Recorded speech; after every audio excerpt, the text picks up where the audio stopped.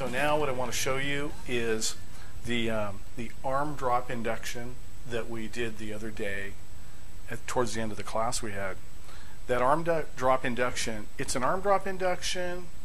You can use a similar technique for going into self-hypnosis, which is why we actually used it. And it looks a lot like a deepener too.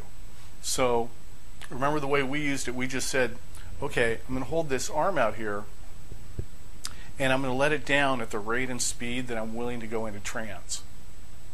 So then you have to get honest with yourself. So I'm going to use this to drop down into trance. Ooh, bang.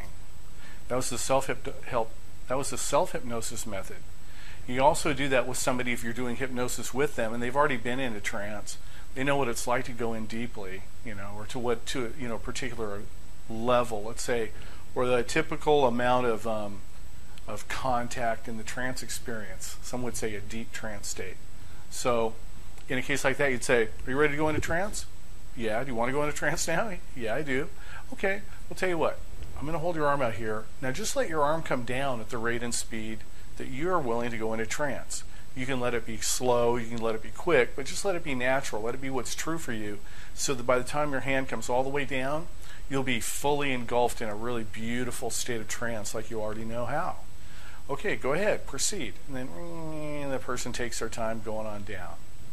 That's how we used it the other day. You could also do it if you're in the middle of a session and you got the person partway in there.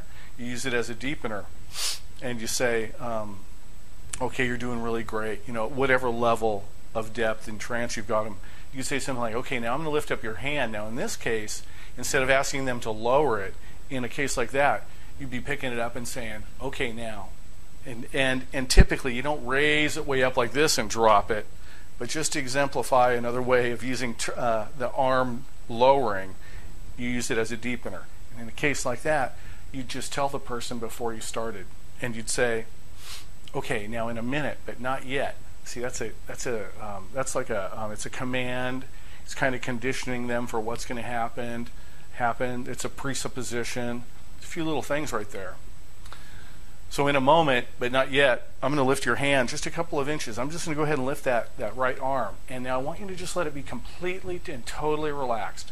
Let it be so relaxed that it just feels like a wet dishcloth, just limp and loose. And when I lift it and I drop it, it's just going to plop down like a wet dish towel. I think that's exactly what Jerry Kine said, something to that effect. Or excuse me, Dave Ellman. That's a Dave Ellman thing. So if you followed my instructions to this point, I'm just going to lift this arm up a couple of inches and drop it. And when I do, it's just going to drop down as loose and limp as a wet dish towel, and you'll go, maybe don't put in the snap right there. I'm just doing it for you. Just go twice as deep. Go ahead and go twice as deep, or go as deep as you feel comfortable going right now because you like to. Little presupposition. Anyway, so you just lift it up, wiggle that arm around, and if they're not letting go of it completely, you have to encourage them to. You have to tell them to. Yeah, encourage them or tell them, whichever one they need. You're going to totally let it go. Totally let it go. That's right, totally let it go. When I drop it, you're just going to go twice as deep into trance. You're just going to go twice as deep. Boom. Just like that. Anyways, that's it for now. You did good.